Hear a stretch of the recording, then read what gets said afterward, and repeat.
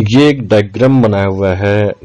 इससे शायद आपको कंस्ट्रक्शन स्टेप समझने में हेल्प मिले। तो इस वीडियो में मैं आपको कंस्ट्रक्शन के सारे स्टेप्स के बारे में बताने जा रहा हूँ और कौन सा स्टेप्स आपको पहले करना है और कौन सा स्टेप बाद में, ये भी आपको बताऊंगा।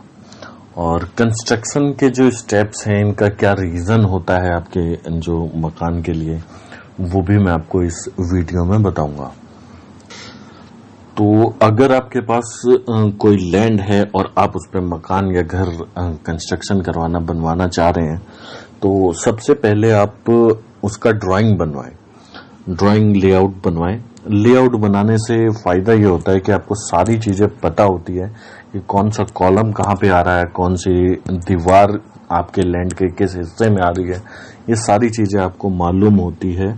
तो आपको गलती की गुंजाइश जो होती है वो बिल्कुल कम होती है। तो इसमें क्या होता है, कंस्ट्रक्शन में जो मिस्टेक्स होंगी वो ना के बराबर होंगी। तो आपने अपने लैंड का लेआउट बना लिया और उसके बाद सबसे पहला स्टेप जो करना होता है आपको, वो एक्सकवेशन करना होता है, मतलब गड्ढा करना होता है आपको जमीन का। जो गड्ढा इसलिए करना होता है कि जो आपके बेस होते हैं, जो फाउंडेशन होता है, वो आपका जमीन के अंदर होता है।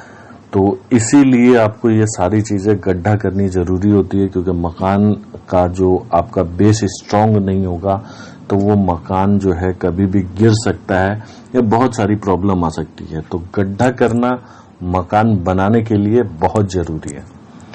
अब आते हैं कि गड्ढा करना है, पर कितना गड्ढा करना है।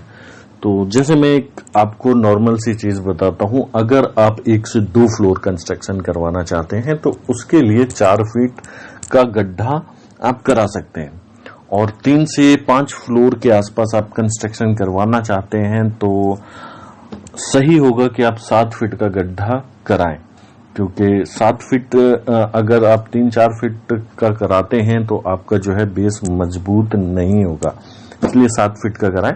और मैं तो कहूंगा कि आप 1-2 फ्लोर भी कंस्ट्रक्शन करवा रहे हो आप अपने मकान का, तो आप 7 फीट ही कराएं, क्योंकि क्या पता कल को आपको उसके ऊपर भी कंस्ट्रक्शन करवाना पड़े, तो फिर उस टाइम आपके पास ऑप्शन नहीं बचता है। तो मैं कहूंगा कि आप 1 फ्लोर करवाएं या 5 फ्लोर करवाएं या 4-5 फ्लोर करवाएं, आप जो है 7 फीट का कम से कम गड्ढा कराएं। उसके बाद आते हैं कि गड्ढा करा लिया आपने, उसके बाद आपको क्या करना पड़ता है, गड्ढे में जो पत्थर के पीसीज आते हैं, जो कि हमारे यहाँ पे उसको रोड़ी कहा जाता है, तो पत्थर के जो पीसीज हैं वो आपको गड्ढे में डालना होता है।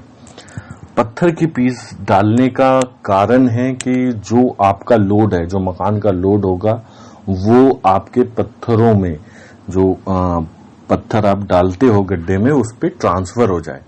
आपने देखा होगा कि रेल की पटरियों के नीचे भी आपके पत्थर होते हैं, तो उसका रीजन यही होता है कि जो आपकी ट्रेन का लोड है वो डायरेक्ट मिट्टी पे ना जाकर पत्थरों पे ट्रांसफर हो जाए।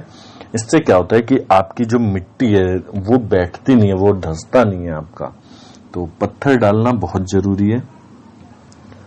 और बहुत से लोग क्या करते हैं कि आपका जो ईंट होता है, जो ईंट के टुकड़े होते हैं, उनको कुटवा कर भी गड्ढे में जो फाउंडेशन के नीचे होता है उसमें डाल देते हैं, बट ये गलत तरीका है। आप पत्थर के पीस बनवाएं, पत्थर के पीस ही डालें, उससे ज्यादा स्ट्रांग आपका जो है नीचे का वो फाउंडेशन है वो रहेगा। पत्थर डालने का दूसरा कारण है कि कुछ लोग क्या करते हैं कि डायरेक्ट आपका जो है गड्ढा किया और उसके बाद उसके ऊपर पीसीसी कर देते हैं। पीसीसी करने से क्या होता है, ये जो पीसीसी होता है वो प्लेन सीमेंट कंक्रीट होता है, तो वो मिट्टी क्या करती है कि उसका जो घोल होता है वो पूरा का पूरा सोख लेती है।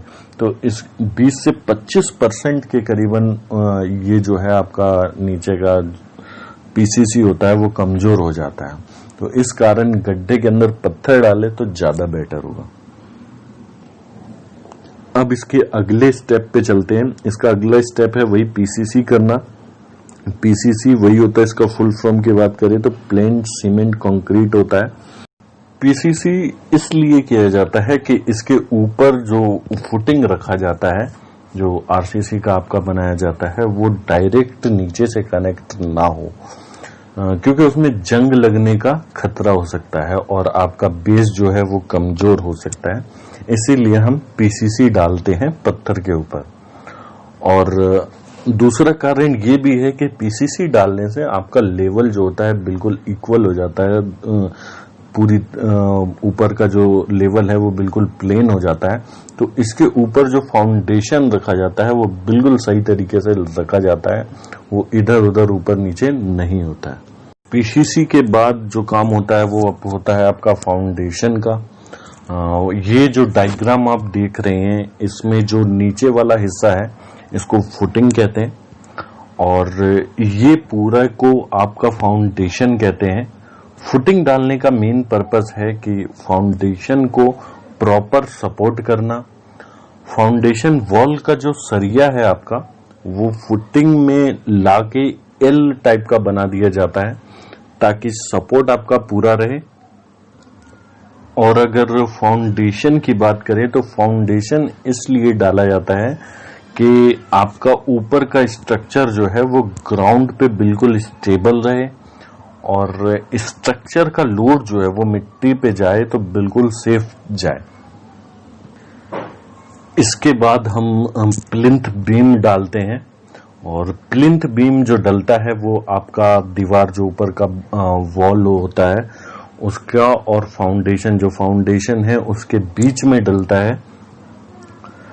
प्लिंथ बीम डालने का कारण ये है कि जब आपका फाउंडेशन जो है वो नीचे सेटल हो रहा होता है तो आपका जो वॉल है उस पे क्रैक्स ना आए, इसलिए हम जो है प्लिंथ बीम डालते हैं।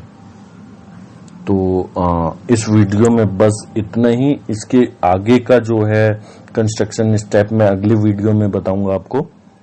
हमसे कंस्ट्रक्शन करवाना चाहते हैं तो ऊपर स्क्रीन पे नंबर है, इस पे कांटेक्ट कर सकते हैं या फिर मैं डिस्क्रिप्शन में आपको नंबर दे दूंगा, आप उस पे भी कांटेक्ट कर सकते हैं। अगर ये वीडियो आपको अच्छा लगा हो तो लाइक और सब्सक्राइब करना ना भूलें।